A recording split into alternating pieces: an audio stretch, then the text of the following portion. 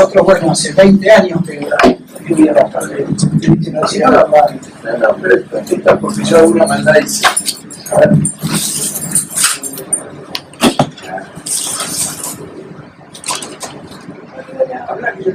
Bueno, hace 20 años que vemos pacientes con tumores cerebrales y como vamos a ver, la temática del tromboembolismo es muy frecuente y muy problemática. Como él me preguntaba recién, como yo le decía recién, él es el mundo de la comunicación relativa, ¿no? El tema de trombosis en tumores cerebrales. No hay certezas absolutas. Así que, bueno, para empezar, los pacientes con cáncer tienen mucho más riesgo de tromboembolismo venoso que la población sin cáncer, ¿no? 4 a 7 veces más. Constituyen aproximadamente el 20% de los pacientes con tromboembolismo venoso que tienen cáncer asociado. A su vez tienen 3 veces más riesgo elevado de recurrencia del tromboembolismo. Y algo muy importante que compete a los pacientes con tumores cerebrales, tienen riesgo incrementado de sangrado como complicación de la anticoagulación. Este es el escenario universal de los pacientes con cáncer y trombosis.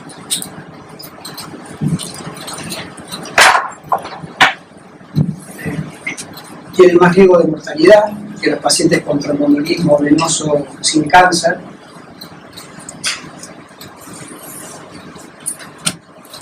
Y el tromboembolismo venoso, a su vez, es la segunda causa de muerte en los pacientes con cáncer.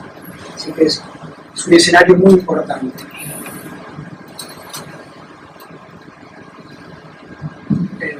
En general, en todos los pacientes con cáncer, el riesgo inicial de tromboembolismo venoso depende del sitio del cáncer, siendo el páncreas el más prevalente, pero como después vamos a ver, los tumores de cerebro están segundos en la incidencia de tromboembolismo venoso después del cáncer de páncreas. Son uno de los tumores que más trombofilia oncológica generan. Además del sitio del cáncer, el tromboembolismo, el riesgo inicial de tromboembolismo depende del estadio avanzado de la enfermedad, del grado histológico. Cuanto mayor el grado de malignidad, mayor la incidencia, tumores de alto grado versus bajo grado. El tiempo de evolución de la enfermedad, lo vamos a ver especialmente en gliomas. El estado posoperatorio y el tratamiento, la quimioterapia. Todos son factores de riesgo de tromboembolismo en los pacientes oncológicos. Esto en general.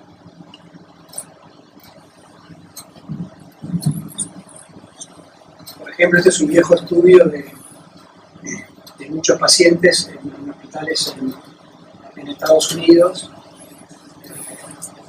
Bueno, 5.000 pacientes con trombosis venosa.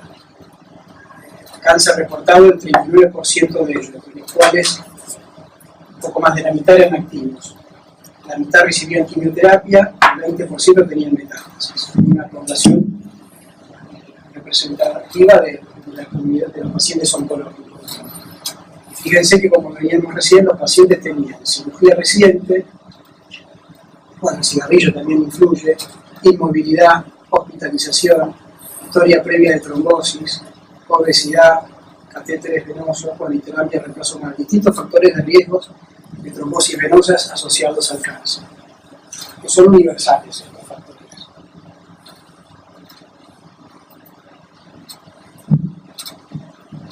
Un tema importante para después, para el tema de los tumores cerebrales,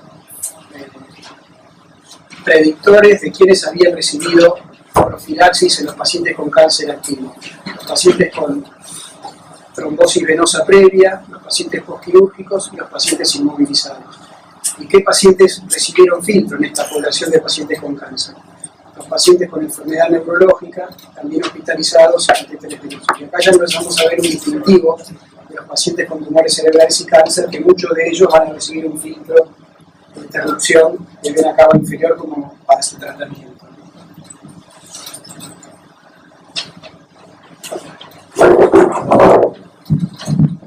Como dijimos recién, Los tumores de páncreas son los primeros en la lista, cada 100 hospitalizaciones que se asocian con tromboembolismo venoso en pacientes oncológicos, y seguido al páncreas están los tumores cerebrales, sea primarios o metastásicos, en su conjunto.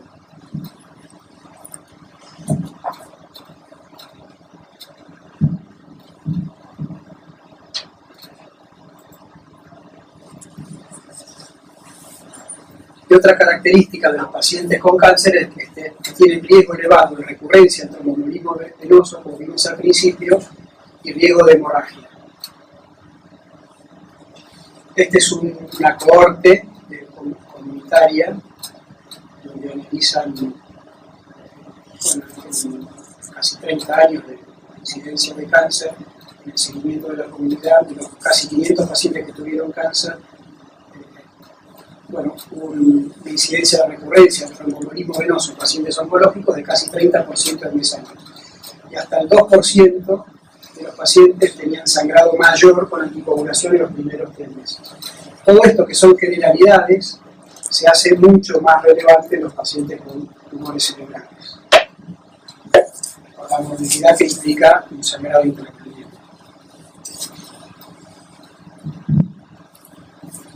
Y entonces vemos cómo la incidencia acumulativa, cómo se diferencian las curvas de recurrencia de trombosis en pacientes con cáncer activos y en pacientes sin cáncer. Lo mismo para la incidencia acumulativa de sangrados mayores y menores. Los sangrados menores son mucho más frecuentes, los sangrados mayores menos frecuentes, pero en forma significativa e importante.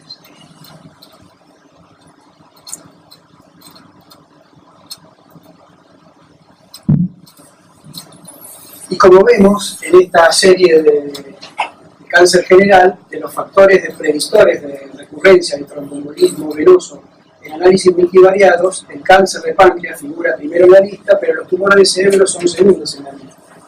O sea que nuevamente vemos que los tumores cerebrales no solo se asocian con tromboembolismo venoso, sino fuertemente con la recurrencia del tromboembolismo. Y después, toda la otra serie de tumores. Pero nuevamente, los tumores cerebrales en su conjunto siguen al cáncer de páncreas en origen de trombosis y en recurrencia de trombosis.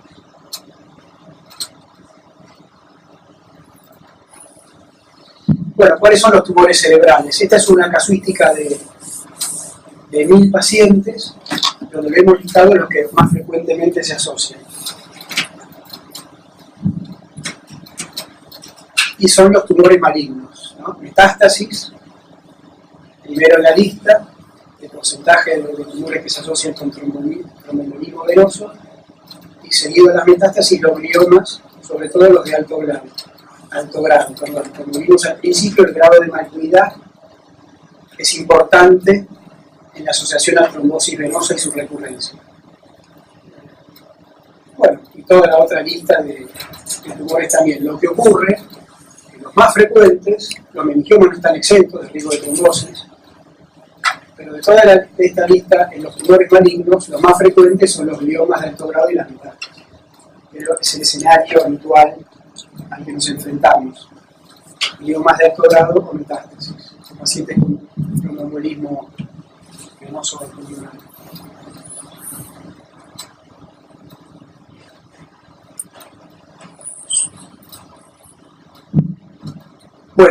Yendo a tumores cerebrales, saliendo de las generalidades, la incidencia del tromboembolismo venoso en el postoperatorio después de la craniotomía es elevada. Esto es variable según el estudio que lo reporte, pero durante la internación el mínimo es 3%, como vamos a ver en un estudio, y puede ser hasta un 3% según cuánto uno se extienda en el tiempo de análisis, ¿no? Ahora, si nos vamos al seguimiento al año, el tromboembolismo venoso en tumores cerebrales llega casi hasta un 30% de incidencia en un año. Y el riesgo en tumores malignos es continuo y elevado a todo lo largo de la sobrevida del paciente. Una estimación es aproximadamente 1 a 2% por mes de todo el continuo de sobrevida del paciente. O sea que el paciente con tumor cerebral nunca deja de tener riesgo de tromboembolismo venoso.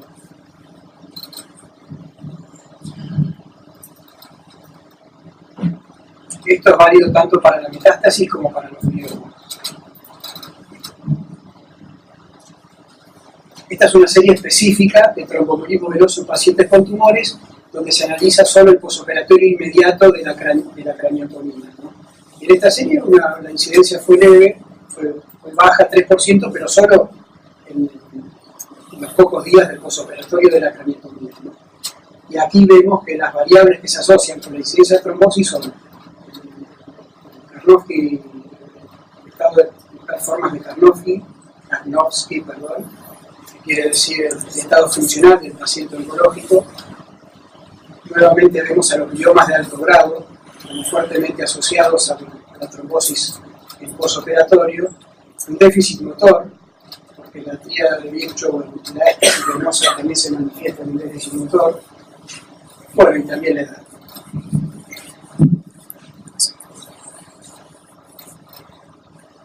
Hay muchos estudios. Estos en gliomas. ¿Cuáles son muchos de los factores de riesgo de tromboembolismo venoso en pacientes con gliomas? Relacionados al paciente, como vimos recién, la edad. El grupo sanguíneo es un factor general en pacientes oncológicos. El grupo A o AB. En gliomas es un poco más controversial, pero esto es algo establecido en cáncer. La inmovilidad y la debilidad del miembro inferior, como vimos recién. La trombosis venosa que se desarrolla en el paciente con tumor es en la pierna paréntica, no es en la pierna móvil. Casi siempre ocurre así. La obesidad, un episodio previo de trombosis. Factores relacionados al paciente. Relacionados al tumor, como fuimos viendo, el grado de malignidad, trombosis vascular en el tejido, en la pieza de anatomía patológica.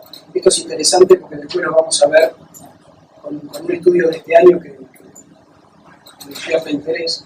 El tamaño del tumor, esto es interesante. Los tumores de más de 5 centímetros y el grado de tumor residual en el posoperatorio.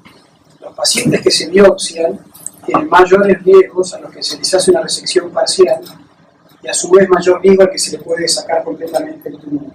Cuanto más tumor queda, mayor es el riesgo de trombosis. Esto tiene que ver lo mismo con la recurrencia y la progresión, cuando no es casual sino causal que muchas trombosis se ven a los meses asociados a la progresión tumoral. Como vamos a ver, no traje muchos casos clínicos, algo un ejemplificador de todo esto. Bueno, la quimioterapia, como vimos, el tratamiento de VEGF, que después lo vamos a mencionar, en gliomas se usa muchísimo el bevacizumab en segunda línea, prácticamente la principal segunda línea en gliomas de alto grado. Bueno, con quimioterapia se recibe el paciente y, como vimos, el estado posoperatorio, la craniotomía, con todos los factores de riesgo fuertes de trombosis en pacientes con gliomas. Este es un caso ejemplificador. Esta es la enfermedad al inicio de un paciente, varón de 58 años, que se presentó con una fascia mixta. Acá vemos un T1 con contraste y una lesión voluminosa temporal izquierda. Justamente como era temporal izquierda y estaba fásico, se hizo sobre la biopsia, no se resecó. Después hizo el tratamiento estándar, de gliomas de alto grado, que es la radioterapia temozolomida. Esto es en marzo. En agosto ya había progresado. Después, al mes de la progresión, tiene un tromboembolismo pulmonar, bien elocuente, ¿no? Como vemos acá en las ramas, las arterias pulmonares. Bueno, acá vemos lesión voluminosa, solo biopsia, no se resecó, progresó, glioma de alto grado, todo lo que vimos recién desemboca en una embolia pulmonar. Bueno, este paciente suma la controversia que vamos a ver después. Este paciente se anticoaguló, evolucionó muy bien inicialmente, pero a los 6 meses sangró y falleció pues al principio de este año por sangrado intratumoral. Sangrado Intratumoral. Todavía seguía anticoagulado, sangró y falleció por sangrado intratumoral. Después de muchos meses de exposición tumoral a su vez. Pero ya nos deja abierto el tema de la controversia de anticoagulación en gliomas, que yo creo, bueno, me estoy adelantando, pero es más, la controversia por ahí es más actual que hace unos años, que se la consideraba más seguro, como vamos a ver en la bibliografía. Bueno, ¿por qué hay tanta relación entre tumor cerebral y recurrencia, etcétera, y trombosis? Y se le atribuye principalmente a la sobreexpresión del factor tisular, ¿no? Esto es válido, sobre todo está muy estudiado en biomas y es válido en metástasis. Esta es una diapositiva vieja de hace 10 años, donde vemos que en el factor tisular es la principal proteína que interacciona con el CIEP y detecta la cascada de coagulación fulminante, ¿no? Acá empieza la trombosis en un paciente oncológico. Y acá vemos todos los puntos donde podemos interrumpir la coagulación. Faltan acá todas las drogas nuevas, porque esto es una diapositiva vieja, ¿no? Anti-IES y antitrombínicos.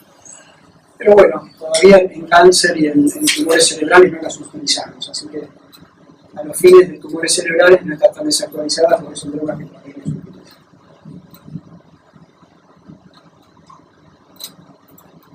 Bueno, el factor tisular es una glicoproteína de membrana, bueno, X47 kilodalton, que inicia la cascada de la coagulación. En condiciones normales, el endotelio indemne es una barrera entre la sangre y el factor tisular. Los gliomas y muchos tumores sobreexpresan el factor tisular y además en ellos puede circular asociado a micropartículas. No solo están sobreexpresados, sino circulantes en la sangre. Y a esto se atribuiría en forma clásica la marcada trombofilia asociada a los pacientes con metástasis y glioma.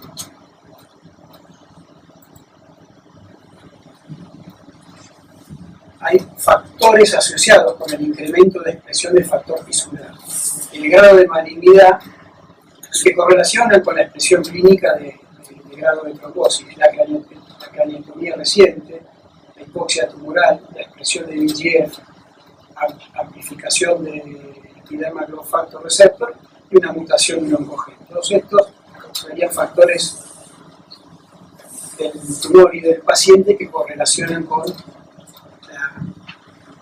la posibilidad de trombosis por sobreexpresión de factor tisular.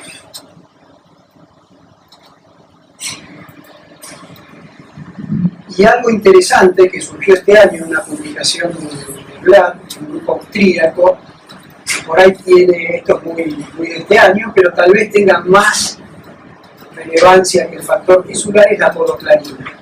La podoplanina es una glicoproteína, cianoglucina símil, es una proteína de membrana expresada en tumores cerebrales primarios y en tumores en general. Se le conoce una única función que es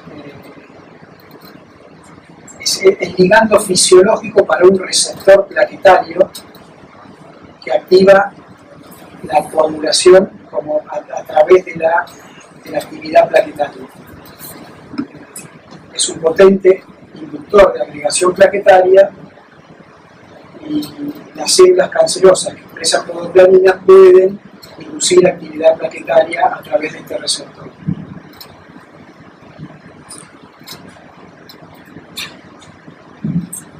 Tendría un rol en el desarrollo embrionario en la diferenciación de vasos linfáticos y vasos sanguíneos.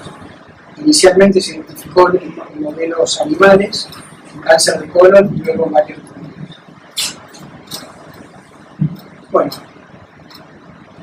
en los pacientes con tumores cerebrales, como vamos a ver en el estudio a continuación, tiene la expresión de podoplanina en el tejido correlaciona con el riesgo incrementado de tromboembolismo muy significativo, acúmulos de trombos plaquetarios en el tumor, activación plaquetaria intratumoral, correlaciona con mayor nivel de dímero D y no con trombocitopenia, sino con los pacientes que tienen podoplanina, tienen plaquetas más cerca de 200.000, y los pacientes que no tienen podoplanina tienen plaquetas un poco más elevadas. Al contrario de lo que pensaríamos, no es trombocitosis solo, sino consumo de plaquetas por activación plaquetaria en el tejido tumoral, estaría activando la coagulación, se expresa por dímero D, eso correlaciona con la presencia, la prevalencia de trombosis en los pacientes con gliomas. Entonces, yendo a la serie clínica de estos pacientes, 29 de 213 pacientes con tumores cerebrales, en general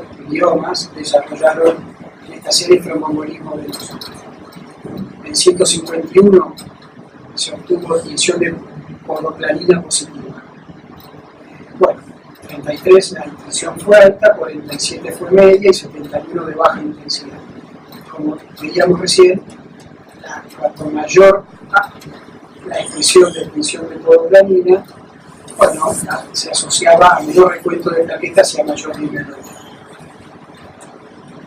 Y había una correlación entre la alta expresión de podoplanina asociada al riesgo de tromboembolismo venoso. Estas son las tinciones, expresión alta en el momento química de podoplaninas. Acá vemos cómo contrasta con la imagen negativa. Bueno, la imagen de trombosis intravascular. Esto es en el tumor, en el tejido de la biopsia, que sería del tumor. Entonces vemos, estos autores demuestran que cuando acá vemos la relación entre la intensidad de la señal de podoplanina y la intensidad de agregados de plaquetas intravasculares intratumorales.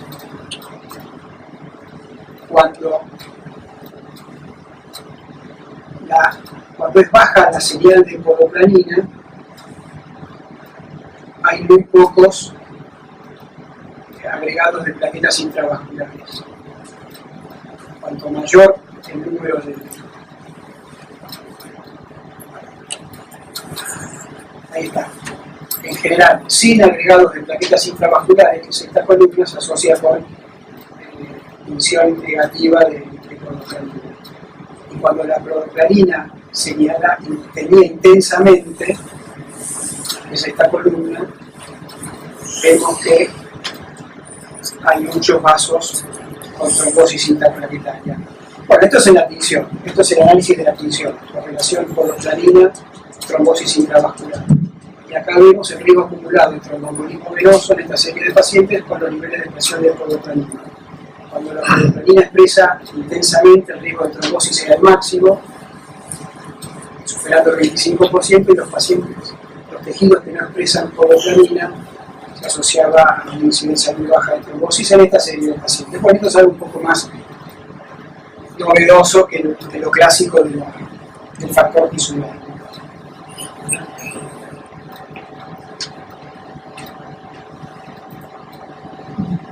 Bueno, por todo esto que estamos hablando, es esencial el tema de la profilaxis del tromboembolismo venoso en cada internación de los pacientes con tumores cerebrales, y sobre todo después de la craniotomía, ¿no? Estas son las recomendaciones de los consensos de trombosis del 2012, ¿no? Los pacientes con craniotomía y tumores malignos deben recibir profilaxis por métodos duales, compresión mecánica intermitente y farmacológica cuando la metastasis ha sido establecida. No hay que esperar a la heparina. De quirófano, en terapia intensiva, ya tienen que tener compresión mecánica. La profilaxis de trombosis empieza en el posoperatorio inmediato con métodos mecánicos de compresión mecánica intermitente. Estos son los trabajos iniciales, bueno, de varios autores. Y ahora vamos a ver un metaanálisis de 10 estudios. Y esto lo elegí porque acá podemos ver los subgrupos por tipo de intervención. Y acá vemos, por ejemplo, que usar heparina no fraccionada versus placebo favorece la intervención, previene trombosis. De otro autor lo mismo, un poco más neutro. De otro autor lo mismo. O sea, la heparina no fraccionada versus placebo es eficaz. La heparina de bajo peso molecular versus compresión mecánica agrega algo. Los métodos combinados todos sirven, independientemente de qué heparina utilicemos. El método combinado es compresión neumática intermitente y heparina no fraccionada de bajo peso molecular. Todos los trabajos son de utilidad. Lo que no podemos hacer es hacer profilaxis habitual. Y el esquema recomendado más fuertemente es un esquema combinado. Compresión mecánica intermitente, y cuando la metastasis ha sido establecida, agregar heparina, sea no fraccionada o de bajo peso molecular.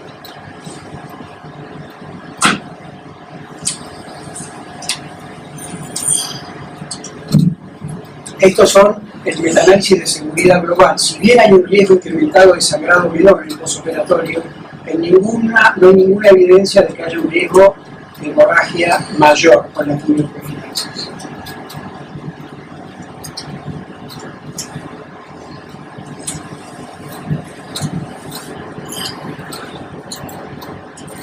Bueno, ¿cuándo se agrega la profilaxis farmacológica? La profilaxis farmacológica con heparina de bajo peso molecular o heparina no fraccionada se inicia usualmente luego de 24 horas de la cirugía, nunca antes.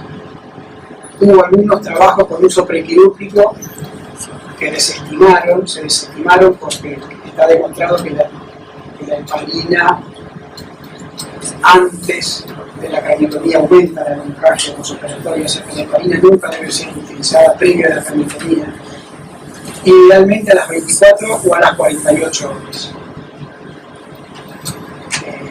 Hay alguna evidencia que si uno retrasa en forma rutinaria en todos los pacientes el inicio de quimioprofilaxis durante 24 horas, bueno, esto a su vez puede llegar a tener un incremento del riesgo de trombosis. De todas maneras, recordemos que la recomendación es cuando uno tiene hemostasia asegurada. Si fue un paciente que tuvo sangrado profuso, seguramente retrasaremos el inicio de no la cumpliremos esta conducta. Pero el paciente con resección satisfactoria, craniotomía sin inconvenientes, y sin inconvenientes en la hemostasia operatoria, bueno, a las 24 horas de la craniotomía se puede iniciar. Esto es dosis profiláctica. No siempre estamos hablando de dosis bajas de heparina. 10.000 unidades de heparina no fraccionada y 40 unidades de noxaparina. No más que... Una consulta. En ese punto, antes de iniciar la anticoagulación, o sea, ese es el periodo quirúrgico. Antes de eso hacen algún tipo de imagen. Esto no es anticoagulación. Estos son dosis bajas de heparina preventiva. La anticoagulación terapéutica la vamos a ver a continuación, que es un tema mucho más controversial. Las controversias en profilaxis, la literatura un poco ya las resolvió. La duda, si uno quiere, es empezar a las 24 o a las 48 horas de profilaxis con heparina, digamos, en base al tipo de cirugía que haya habido y hemostasia. Pero lo conveniente, si el paciente tuvo hemostasia satisfactoria, es nunca retrasarlo más de 48 horas. En general, bueno, por ejemplo, en los pacientes en FLENI, los pacientes ya salen en terapia intensiva con la heparina inicial. Nosotros lo vemos en la sala general con la heparina inicial. Pero nunca antes de 24 horas. No se hace imagen de control de rutina para la profilaxis. No sé si me pregunto. Sí, era eso, básicamente. Imagen de rutina para iniciar profilaxis si la cirugía fue satisfactoria no está recomendada. Sí, todo lo contrario para iniciar anticoagulación. No se puede iniciar, que lo vamos a ver después, no se puede iniciar anticoagulación terapéutica en un paciente con un tumor cerebral sin hacer una imagen. Nunca. Bueno, en muchos de los pacientes oncológicos hay recomendaciones de profilaxis extendidas. ¿Okay? Lo que hablamos recién de profilaxis es solo en estado postoperatorio hasta la externación del paciente. Hay solo 3 trabajos de profilaxis ambulatoria en gliomas, solo 3. Los primeros 2 son una serie de casos de grupos individuales, uno con dalteparina y otro con tinzaparina, de lo cual no se puede sacar mayor conclusión porque hubo placebo y fue una serie consecutiva de pacientes a los que le dieron heparina y quisieron ver cómo le fue. Y hay un único estudio randomizado, que es el PRODIGE, que terminó, se interrumpió sin completarse, con dalteparina también, porque se les acabó, reclutaron menos de los pacientes que pensaban y se les acabó la revisión de la droga con el sponsor. Y a su vez este estudio, cuando se publicó, coincidió con la publicación del tratamiento de temozolomida de la radioterapia en gliomas, que como fue un avance en su momento del año 2005, eso motivó un poco a retrasar otro tipo de ensayos para que no sean perjudiciales frente al avance terapéutico del aprendimiento de la temozolomida en los gliomas. Pero bueno, de este trabajo, que no se pueden sacar conclusiones porque se terminó antes de tiempo, los pacientes se internaron durante la poliparina ambulatoria de 6 meses a 1 año y tuvieron cierta disminución de trombosis. Los pacientes que tuvieron heparina tuvieron 9% de incidencia de trombosis contra casi 15%, y acá, como ya lo empezamos a ver después, la profilaxis prolongada aumentó un poco el riesgo de hemorragia mayor, ¿no?, en esta serie. De todas maneras, este es un estudio incompleto que en el cual no se puede sacar conclusiones. Esto es lo único que hay, profilaxis ambulatoria y millones. Así que, bueno, en definitiva es carencia de datos.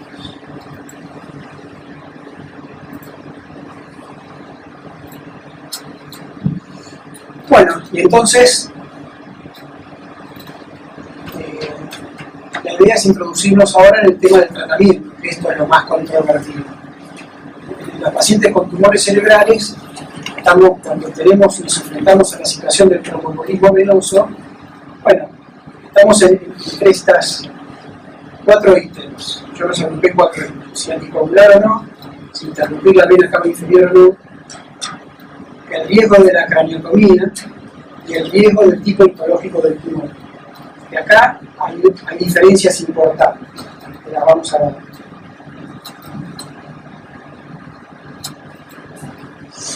Bueno, estas son las contraindicaciones a la anticoagulación en pacientes con cáncer activo, en las recomendaciones de ASCO, la Sociedad Norteamericana de Oncología, del año 2013.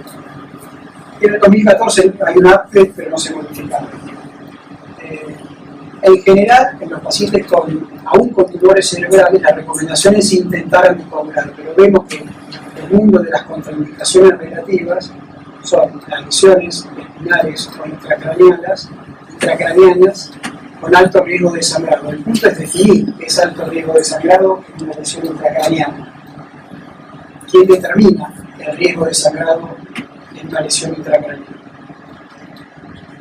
Y después, bueno, una hemorragia reciente, sistema nervioso central, en las últimas 4 semanas, y la cirugía mayor en las últimas 2 semanas. Y acá podríamos correr a la craniotomía, y acá ya tendríamos una primera recomendación de no anticoagular durante 2 semanas a los pacientes con craniotomía. Aunque esto en la literatura no está tan claramente expresado.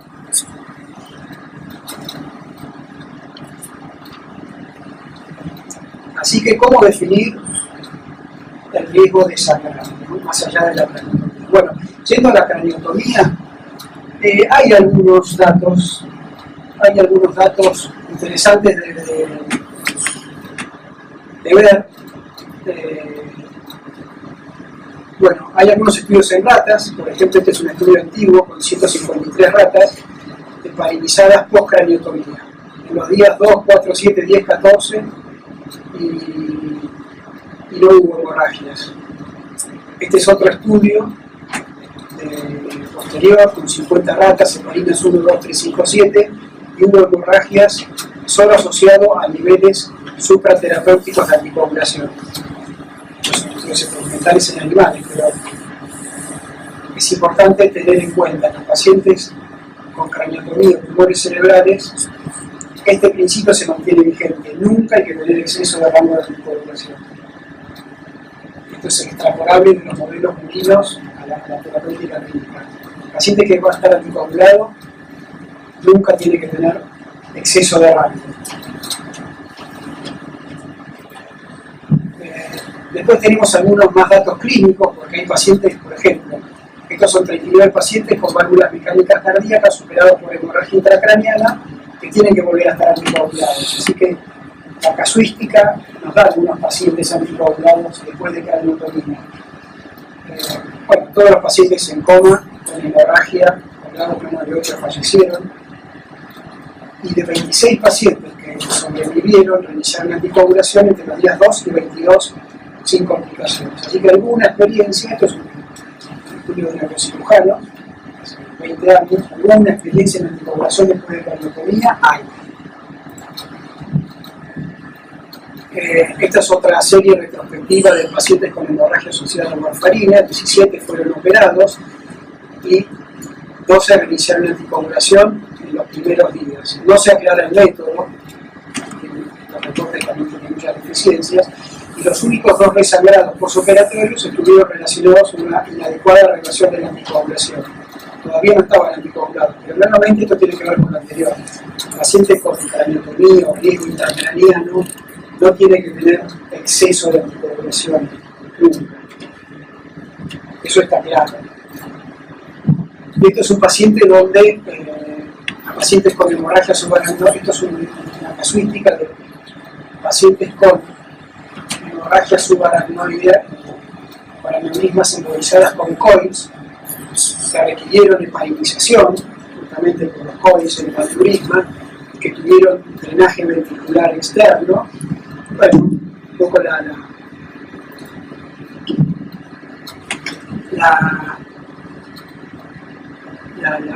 outcome, el resultado de los pacientes heparinizados y no heparinizados. Todos pacientes con hemorragia subaracnoidea y drenaje ventricular.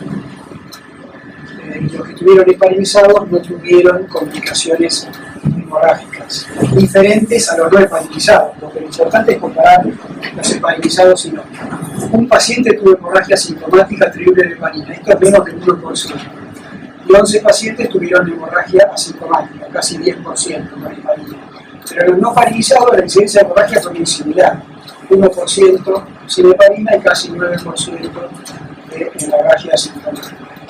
El paciente heparinizado, nuevamente volvemos a ver lo mismo, el KPT del paciente con hemorragia sintomática heparinizado estaba excesivamente prolongado. Y los que no sangraron estuvo en rango.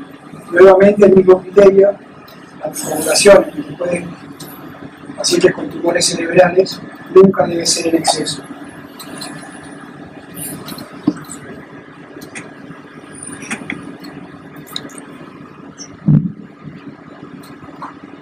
Este es un estudio más desafiante, que yo creo que en la práctica clínica no es reproducible, pero está publicado y vale la pena analizarlo. La anticoagulación terapéutica después de craniotomía. ¿Cuánto se sobreestima el riesgo de hemorragia? Son muy pocos pacientes. Este es un estudio más nuevo, del 2014, del grupo de Alemania. Son 42 pacientes con tromboembolismo venoso, con craniotomía reciente, en años actuales, ya es la última década, análisis de tratamiento y complicaciones, se utiliza enoxaparina o heparina no fraccionada,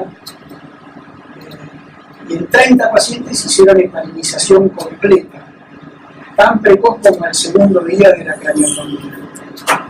Y ellos manifiestan ninguna complicación hemorrágica. Y acá publican en detalle cómo fueron incrementando la dosis de anticoagulación en 20 pacientes del día 2 al día 7 de posoperatorio. El día 2 la mayor parte tenía heparina profiláctica, y esta era el 1 o 2 pacientes con heparina terapéutica, y al día 7 ya casi 7 pacientes tenían heparina dosis terapéuticas, son similares incluso los pacientes con heparina profiláctica. Al día 7 ya no tenían, pacientes con heparina profiláctica y la heparina era subterapéutica o terapéutica. Esta es la única casuística concreta que hay en la anticoagulación en pacientes con craniotomía reciente en tumores cerebrales. Yo creo que esto no es extrapolable en la práctica clínica, que lo menciono porque es un trabajo publicado, pero yo creo que esto es muy necesario. Entonces, en consonancia con lo que vimos recién, esto está publicado por ASCO, en el Journal of Clinical Oncology, una revisión de autor, hace 10 años exactamente. Yo creo que lo tenemos que actualizar un poco, como lo vamos a ver al final. Frente al diagnóstico del tromboembolismo venoso, fíjense que ellos ponen contraindicación de la craniotomía muy poquitos días, 3 a 5 días. Yo creo que está bien el signo de interrogación. Sí plantean el grado de tumor histológico, el grado histológico del tumor, que ahora lo vamos a ver. Y usan estos dos criterios para decidir filtro sí, filtro no. Lo que quería mostrarles de aquí es que siempre, antes de iniciar heparina, hay que usar una tomografía sin contraste. Nunca podemos iniciar la coagulación en un paciente con un tumor cerebral a dosis terapéutica sin una imagen. El resto lo vemos después. Entonces, adentrándonos en el riesgo histológico del tumor, a mí los estudios de autopsia siempre me gustaron porque son muy inconfundibles. Esto es una serie de casi 900 pacientes clínico-patológicos consecutivos de tumores cerebrales de hace como 30 años. Esto es autopsia. Así que sean de hace 30 años o de ahora, la relevancia es muy similar. Y entonces analizan la presencia de hemorragia macroscópica y hemorragia microscópica en todos los pacientes, en toda esta serie de pacientes con tumores cerebrales. Bueno, de la serie de 900 pacientes, 132, casi el 15%, tenían presencia de hemorragia. Una menor proporción de hemorragia gruesa, un tercio de ellos con hemorragia macroscópica y los otros 2 tercios con hemorragia microscópica. Y entonces, lo que vemos, analizando las diferencias entre los tipos histológicos tumorales, que los glioblastomas tienen cierta incidencia de hemorragia macroscópica, otro tanto microscópica, astrocitomas, otro tipo de gliomas, hemorragias macro-microscópicas. Esta es una serie muy grande de 900 pacientes, algunas nomenclaturas de hace 30 años han cambiado, pero el tema de los gliomas y su posible sangrado intratumoral queda manifiesto en esta serie. Y después tenemos, por ejemplo, metástasis adenocarcinoma, hemorragia macroscópica de incidencia muy baja. Y acá sí vemos 5 de 14 pacientes con metástasis de melanoma con hemorragia macroscópica. Como vamos a ver en series clínicas posteriores, ya nos damos cuenta que los gliomas tienen riesgo de sangrado, la metástasis de adenocarcinoma tienen bajo riesgo de sangrado y la metástasis de melanoma tienen altísimo riesgo de sangrado. Esto es espontáneo, sin coagulopatía. Esto es evolución natural del tumor en autopsias.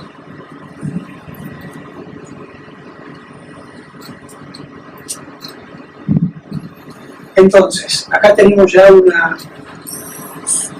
serie clínica más moderna de anticoagulación con heparina de bajo peso molecular en el tratamiento de tumores cerebrales primarios y metastásicos.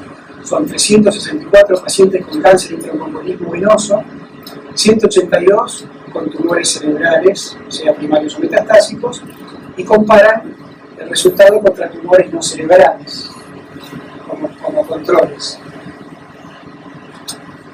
Los números globales son similares.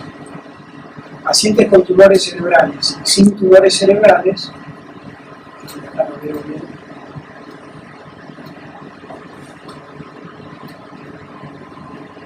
Sí, este es el gráfico de recurrencia de trombosis, donde anticoagulados con tumor cerebral y sin tumor cerebral, el número global es similar, y lo mismo el riesgo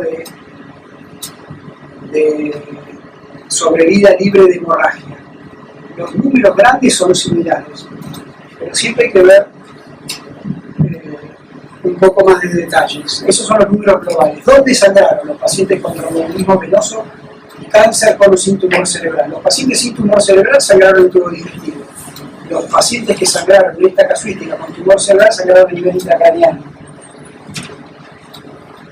Ya vamos, esto es una serie clínica actual. Bueno, acá no, se ve que quedó corrida la fecha, pero esto debe ser de los últimos 2 años. Los pacientes, el riesgo de sangrado de los pacientes con tumores cerebrales es en el tumor, como vimos en la serie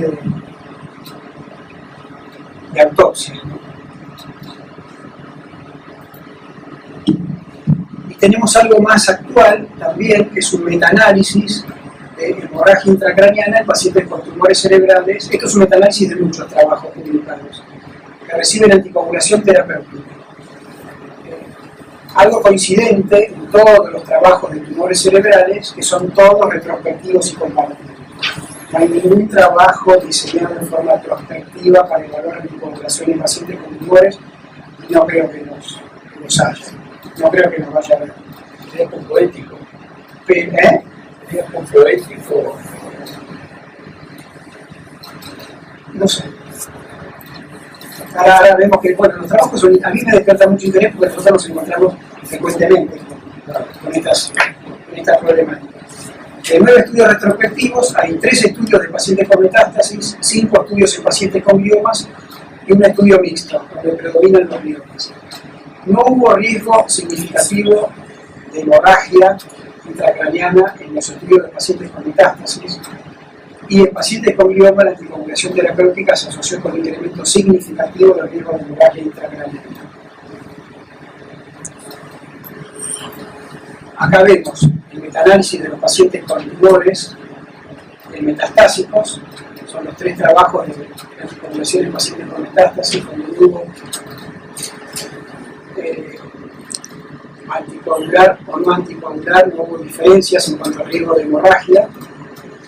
Y sí vemos que en cuanto al riesgo de hemorragia, en pacientes con gliomas se favorece la no anticoagulación. Es decir, que para que no haya riesgo de hemorragia, los pacientes con gliomas no tienen que estar anticoagulados. ¿Cuánto tiempo es el seguimiento hasta el sangrado? Y son distintos trabajos. En general, son seguimientos menos de 3 meses. Porque, bueno, acá no todo se aclara de la misma manera.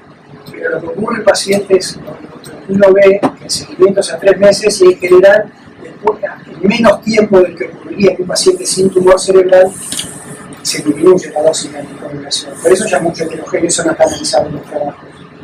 Sí, lo claro es que los pacientes con metástasis tienen, salvo algunos que vamos a ver a continuación, pero como números globales, los pacientes con metástasis tienen bajo riesgo de sangrado asociado a la anticoagulación, en realidad estadísticamente no significativo, y los pacientes con gliomas tienen mayor riesgo de sangrado con anticoagulación.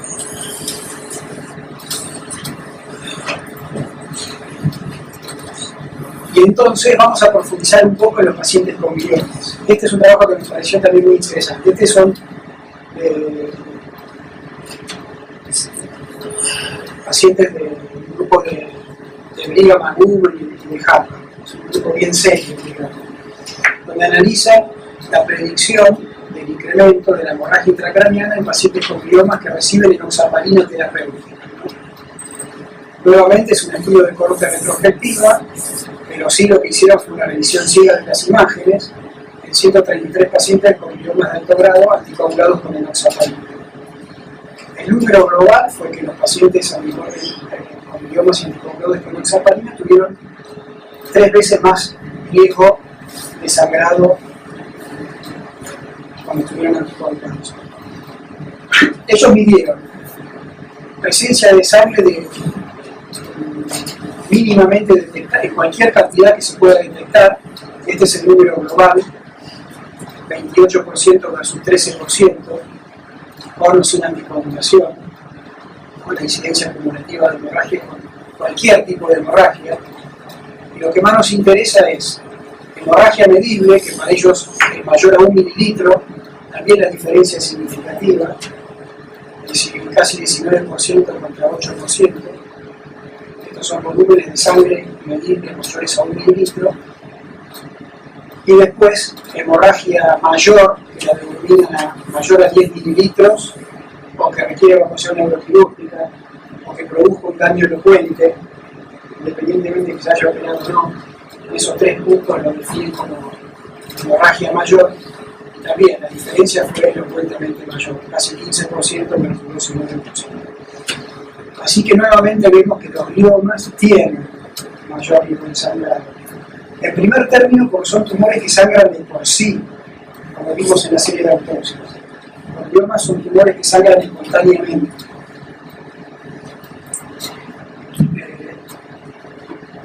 Bueno, los números globales de sobrevida en pacientes que recibieron heparina no son similares. Pero este es todo analizando toda la población. Cuando analizan los que sangraron y los que no sangraron, la mortalidad es muy diferente. El paciente tumor cerebral que sangra elevadamente. Como, bueno, a propósito del caso que vimos, que después tuvo hemorragia intratumoral y fue su causa de fallecimiento.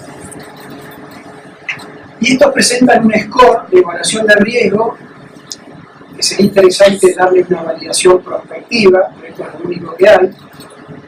Ellos lo toman de un score Panwas que publicaron un par de años antes en unos autores para evaluar riesgos de hemorragia de fibrilación auricular entre rivaroxaban y warfarina. Este es un score diseñado para evaluar riesgos de hemorragia intracraniana entre warfarina y rivaroxaban, donde le dan P de plaquetas, A es de albúmina, N es de ausencia de historia de insuficiencia cardíaca, W warfarina, que para como acá no se utilizan los tumores cerebrales, este ítem no la analicen.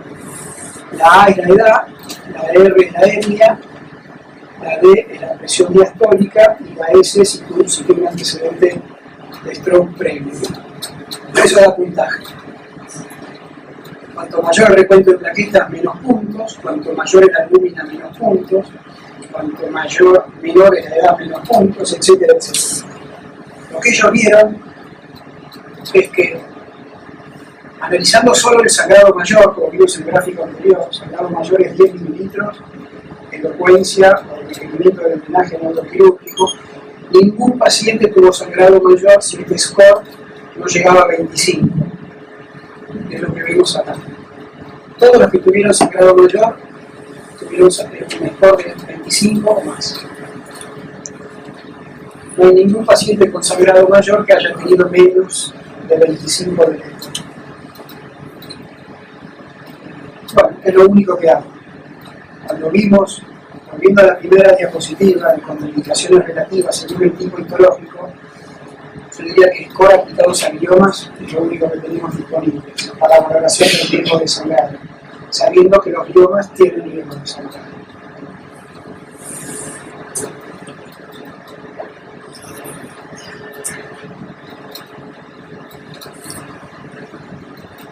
Bueno, no quería dejar de mencionar el bevacizumab porque es segunda línea y se usa muy frecuentemente en tumores cerebrales. Después de la progresión, si bien el bevacizumab no prolonga la sobrevida, sí prolonga la remisión, digamos, mantiene a los pacientes mayor tiempo en remisión. Prolonga la sobrevida libre de progresión, no así la sobrevida global. Los pacientes con gliomas tienen sobreexpresión del VEGF. El VEGF es lo que contribuye a la vascularización, que ayuda a la progresión tumoral, y esto es lo que bloqueamos con el VEGF, la neovascularización con el bevacizumab.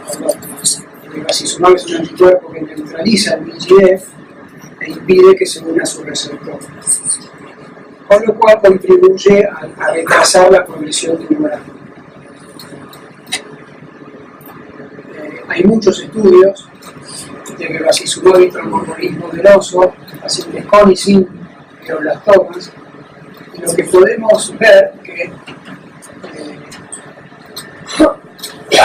si analizamos el riesgo de sangrado en los pacientes con glioblastoma y bevacizumab, en todos se observa un mayor riesgo de sangrado. De todas maneras, no queda claro si eso es por el bevacizumab en sí mismo o por el mayor riesgo de sangrado que tienen los gliomas, como acabamos de ver. Lo cierto es que los pacientes con gliomas que tienen tratamientos con bevacizumab también son un particular grupo de riesgo para hemorragia intratumoral. Bueno, esta es una serie de 64 pacientes con bevacizumab y gliomas anticoagulados. Fíjense que el 11% tuvieron hemorragia intracraniana.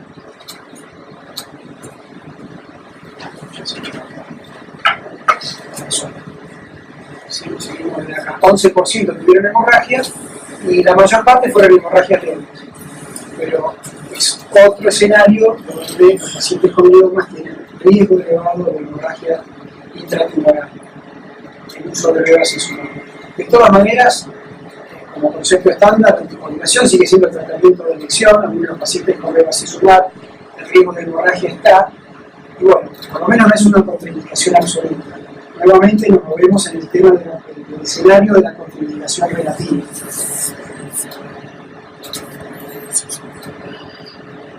Vamos un poquito a algunas metástasis cerebrales, porque acá también el riesgo histológico cuenta. Ya vimos que los pacientes con gliomas tienen riesgo incrementado de sangrado, y en las metástasis cerebrales también hay riesgo histológico, según la metástasis de la que estemos hablando.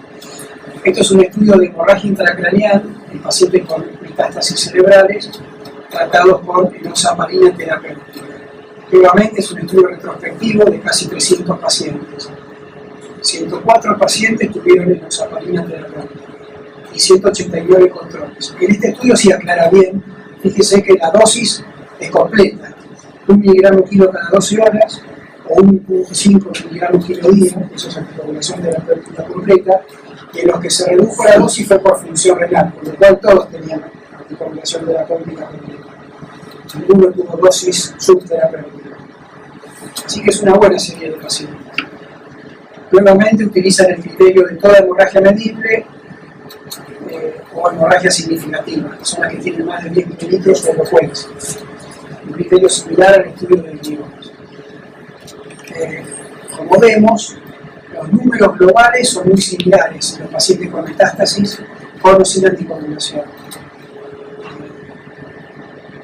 Los pacientes anticoagulados los vemos en rojo y los pacientes sin anticoagulación los vemos en azul, todos con metástasis cerebrales. Una hemorragia medible, que es la que tiene más de 1 mililitro, una hemorragia significativa, que son las elocuentes, y cualquier hemorragia, cualquier trazo de sangre visible en la imagen, obviamente que cualquier trazo de sangre tiene una proporción mayor.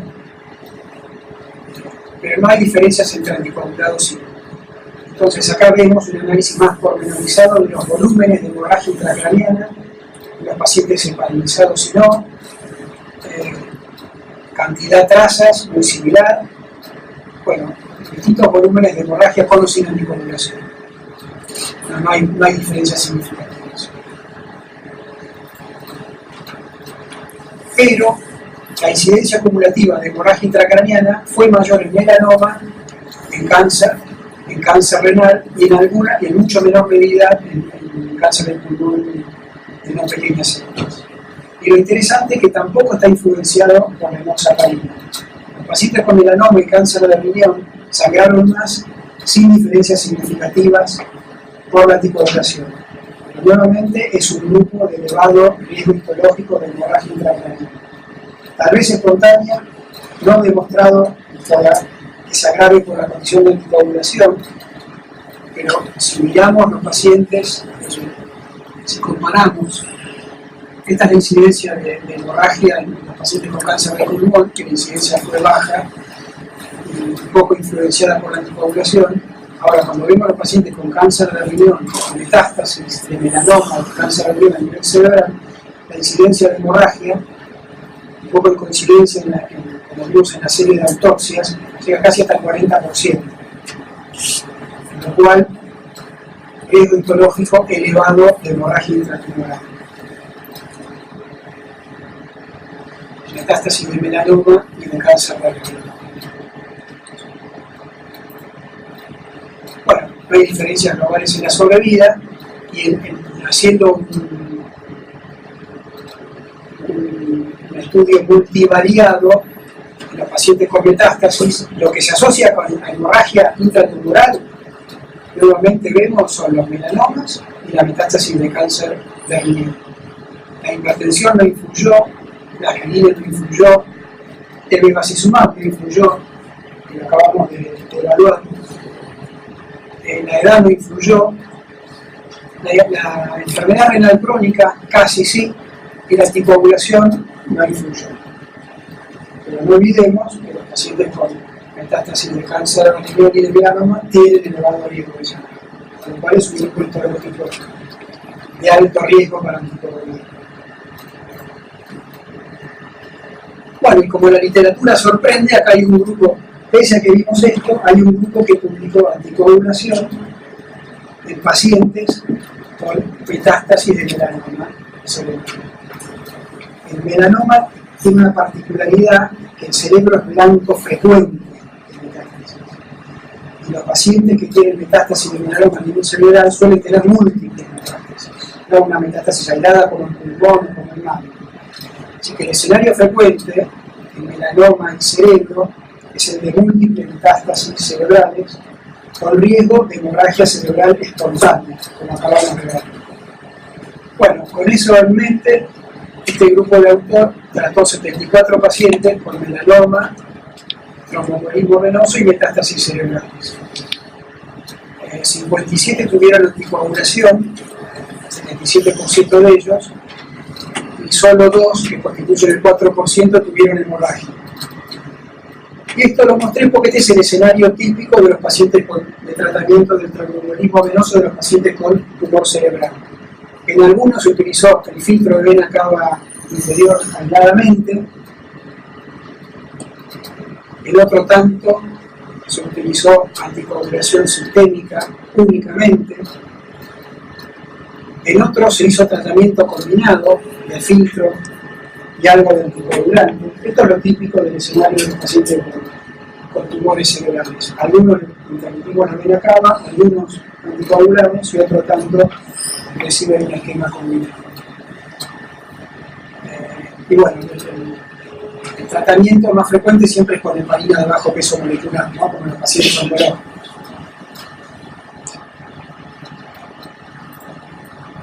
Y analicemos los 57 pacientes que recibieron anticoagulación.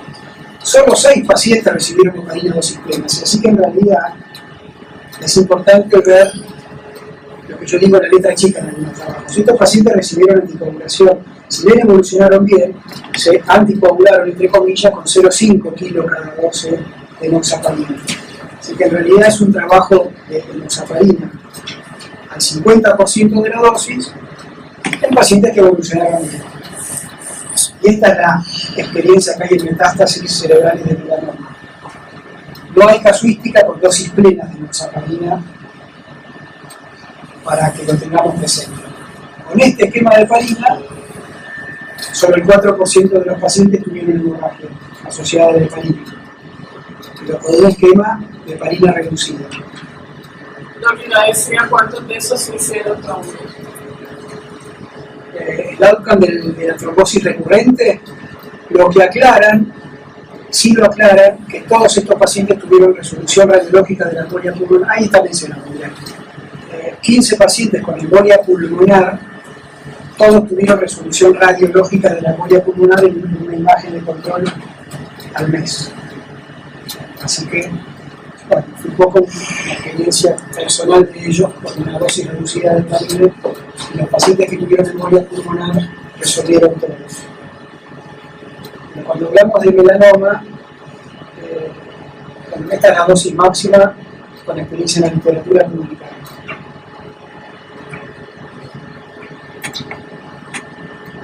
Entonces, 2 pacientes anticoagulados, entre comillas, tuvieron hemorragia intracraneal.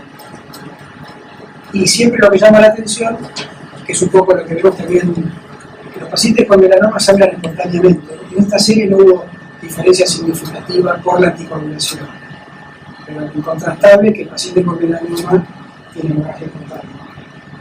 El paciente que tuviera hemorragia anticoagulado siempre la hemorragia más grave. Claro. Esto es sobrevida global, con anticoagulación y sin anticoagulación. Y lo que pasa es que sobrevida, los números globales muchas veces ocultan las diferencias clínicas parciales. Es lo que yo decía, por ejemplo, mencionar la dosis de heparina. Sí, en este trabajo, a diferencia del trabajo de gliomas, no hay diferencia de incidencia de hemorragia en los pacientes asociados a heparina de pacientes heparinizados y no. Con la salvedad que usan la mitad de la dosis. Así que pacientes de alto riesgo, tumores de alto riesgo, melanoma, el glioma, ¿no? Es lo mismo que los anticoagules y contra sobrevida. Los anticoagules. Si vamos a gliomas, los pacientes que sangraron tuvieron el triple de mortalidad. En el tercer gráfico de los pacientes con gliomas, si tenemos para acá, ¿verdad? Exacto. En los pacientes con gliomas Sí. no tuvieron diferencias globales considerando en su conjunto, pero los que sangraron sí se murieron más. La cantidad de los que sangraron. Yo me refiero a la sobrevida en el tiempo, ¿no? No, sobrevida global no, pero si analizás el que sangró, esto es en gliomas. Probabilidad de sobrevida de pacientes con gliomas, sin y con hemorragia. Después, los pacientes que tuvieron hemorragia con heparina tuvieron el triple de mortalidad que los pacientes que sangraron sin heparina. Pero sangra más por el Los pacientes, los pacientes con gliomas sangraron más y tuvieron mayor mortalidad. ¿Cuándo sangraron? Tienen sangrado mayor con heparina que sin heparina. Sí, eso no se demostró en los pacientes con metástasis de melanoma, pero no usaron la dosis plena de heparina. Claro. Hicieron un tratamiento subterapéutico desde el punto de vista estándar. Supongo que por un sentido paliativo, por eso la solté. Ellos se animaron a no dar tratamiento completo y ver qué pasaba. Después lo publicaron porque les fue bien. No sé si les hubiera ido mal, si lo hubieran publicado. ¿No? Ellos, a los pacientes que no le pusieron filtro, porque vieron un melanoma, pacientes que no le pusieron filtro,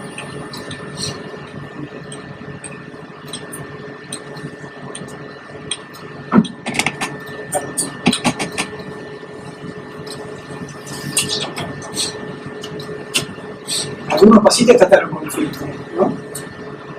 Y algunos pacientes con anticoagulación sola. Estos pacientes tuvieron media dosis de heparina. Bueno, les fue bien, tuvieron media dosis de heparina, aún con embolia pulmonar. Ellos aclaran que los pacientes, de estos pacientes con anticoagulación sola, hubo 15 con embolia pulmonar, que se animaron a esta dosis. Bueno, les fue bien. No sé si uno estaría tan tranquilo. Tal vez en un escenario de medicina paliativa, sí. Pero en un escenario de asegurar sobrevida del paciente, no sé. ¿No? A los pacientes con embolia pulmonar los anticoagularon con la mitad de la dosis de heparina acumulada. Pero sí es llamativo que en este trabajo, o porque no usaron la dosis de heparina completa, por el motivo que fuere, no hubo diferencias de incidencia de hemorragia en melanoma con o sin heparina. Pero yo creo que la dosis de heparina debe haber sido determinante. No podemos responder porque no tenemos otro grupo, no tenemos otra dosis de heparina con la que comparar. Pero ciertamente usaron la mitad de la dosis. Y entonces lo simple sería ponerle fin, interrumpirle la vena cava a todos los pacientes. Eso sería lo más simple. Eliminamos el riesgo moral. No había tanta discusión. Cuando hablamos de interrupción de vena cava, actualmente hablamos de filtro, ¿no? Ligaduras. Siempre hablamos de filtros en la vena cava inferior. Bueno, esta es una serie enorme que 14.000 pacientes con cáncer en California en años recientes, una casuística enorme de filtro de vena cava inferior. Por eso no gusta. 19% tuvieron filtro en vena cava inferior. Una de las principales variables de indicación de filtro fue el hospital en donde estaban, que esto es así, ¿no? Es tan variable la indicación de filtros, que por eso no me gustó este trabajo. La incidencia de la utilización de filtros en este enorme número de pacientes fue de 0 a 52% según el hospital donde se atendían pacientes.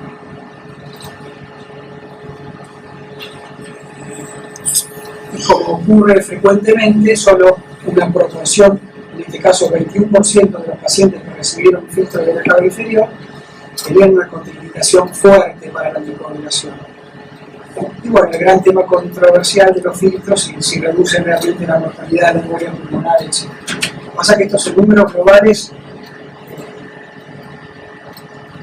estos son los números globales. Y por supuesto, donde más se utilizaron los filtros son los pacientes con tumores cerebrales. Y también melanoma, ¿no? No casualmente también el melanoma, por el alto riesgo de sangrado.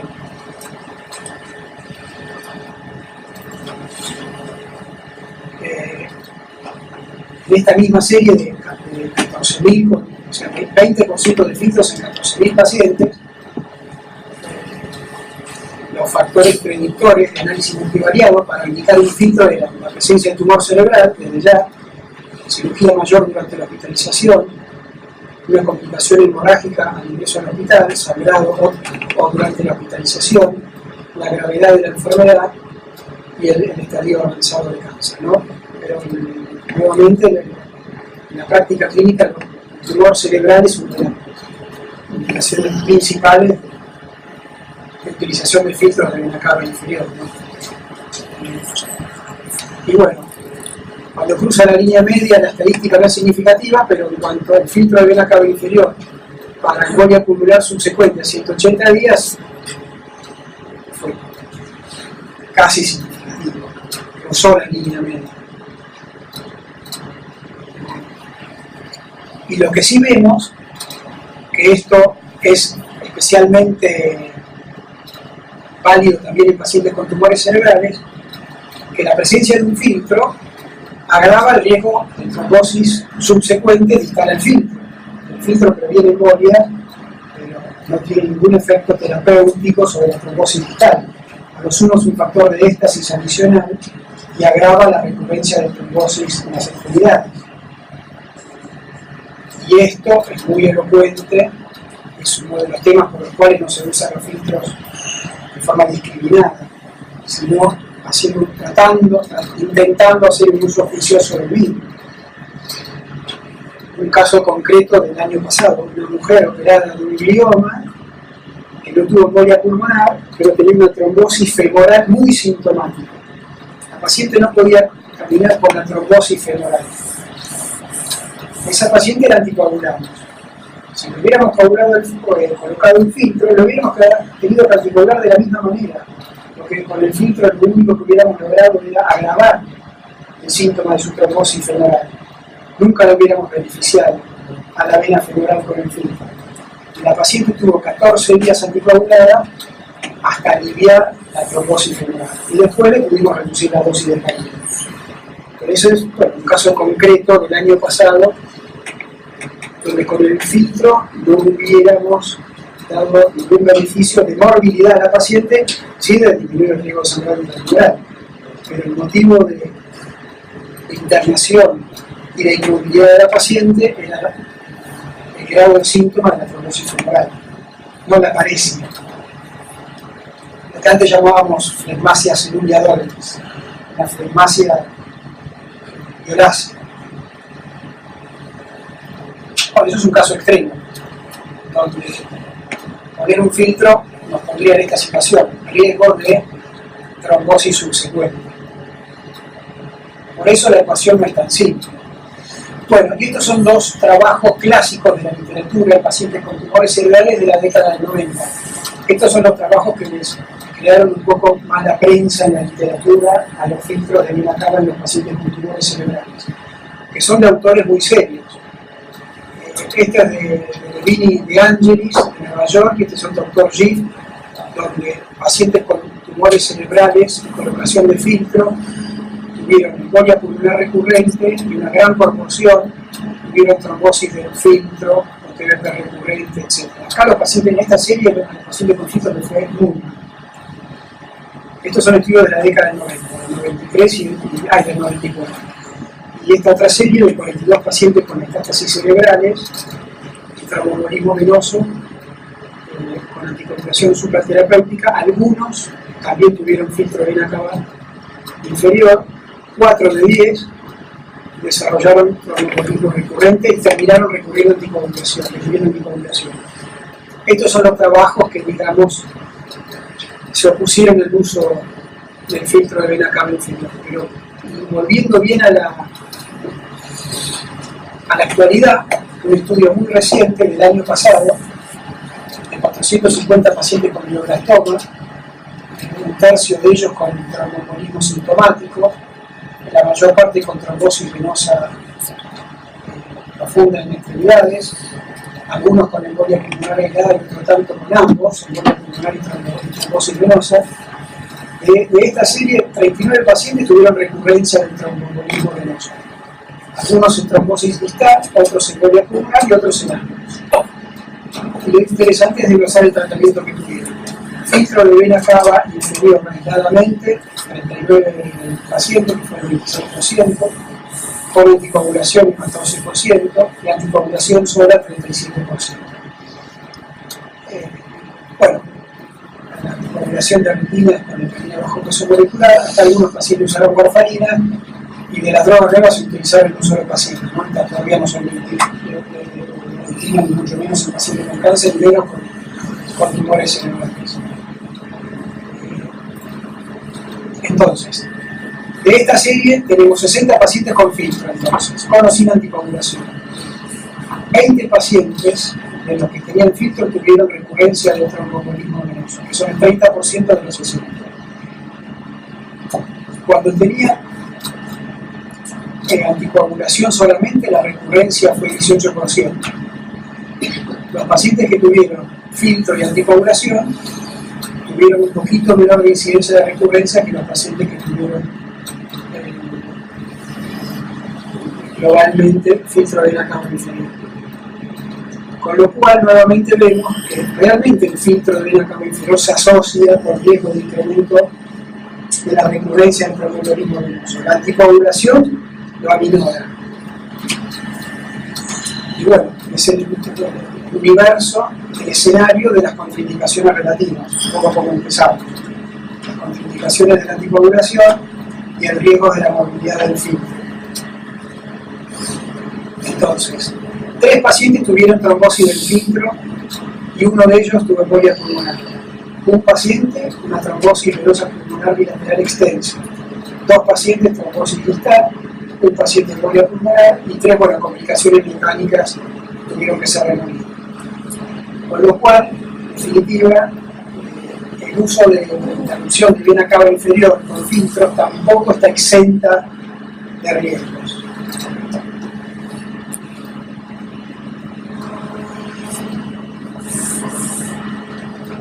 Y en este mismo trabajo, ellos hacen un análisis multivariado y el principal factor de riesgo para la recurrencia del tromboembolismo venoso en los pacientes con gliomas es no recibir anticoagulantes. Si el paciente tuvo filtro y no recibe ninguna dosis de anticoagulante, va a tener riesgo de recurrencia del tromboembolismo venoso.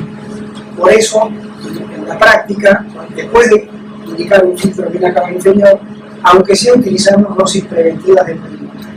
La menor dosis posible, en el escenario del paciente, 40 miligramos de enoxaparina, como si tuviera profilaxis, pero casi nunca cero, después de la colocación del filtro. Esto es cosa filtro. Este es el mismo trabajo de recién. Los pacientes que con gliomas, en realidad ese es el análisis global multivariable, pero si un paciente con glioma tiene una trombosis venosa y no se anticoagula, va a volver a tener trombosis venosa. Con filtro o sin filtro. Porque si uno usa el filtro solo, la trombosis de la extremidad se va a agravar. Al filtro siempre hay que protegerlo con cierta dosis de heparina. Al filtro hay que protegerlo con cierta dosis de heparina. Subterapéutica. Una vez que utilizamos un filtro, la heparina la utilizamos subterapéutica para no correr riesgos de la anticoagulación terapéutica. Utilizamos el filtro asociado a la anticoagulación terapéutica porque eso ya está demostrado hace muchos años. Los pacientes que se anticoagulan no requieren interrupción de la vena cava inferior para el tratamiento de la embolia pulmonar de forma rutinaria. El paciente anticoagulado terapéuticamente ya tiene tratamiento del tromboembolismo venoso y no requiere filtro adicional. Eso ya es algo que está recomendado hace muchos años. Si el paciente se anticoagula, no se interrumpe la vena cava inferior. Pero nosotros a los pacientes con gliomas, cuando se interrumpe la vena cava inferior, siempre tratamos de usar una dosis, entre comillas, protectora del filtro. Que si el paciente tiene más de 50.000 plaquetas, es 40 miligramos de enoxaparina. La enoxaparina nosotros la suspendemos completamente si la trombocitopenia es menos de 50.000. Ahí sí no vamos a enoxaparina. Por contraindicación por trombocitopenia. es solamente refiriéndose a las cuestiones tumorales, es decir, en un paciente con una hemorragia, esto ya cambió. Y luego analicé esta presentación. El tema sería similar, indirectamente lo vimos con las diapositivas de casuística aislada, pero la verdad que no lo analicé exhaustivamente. Esto surge en todo un análisis exhaustivo de la literatura, no hay mucho más que esto. En realidad hay un trabajo de gliomas y anticoagulación del mes pasado, pero que es pequeño y no lo quise mostrar porque son pocos pacientes y no agrega nada a lo que estamos viendo, ¿no? Pero bueno, sí, si nos vamos a las recomendaciones de una de las diapositivas iniciales de contraindicaciones de anticoagulación, cualquier hemorragia intracraniana en el último mes contraindica la anticoagulación terapéutica. Estamos, hemorragia intracraniana en el último mes contraindica la anticoagulación terapéutica, pero no es un tema que yo haya preparado para estas presentaciones.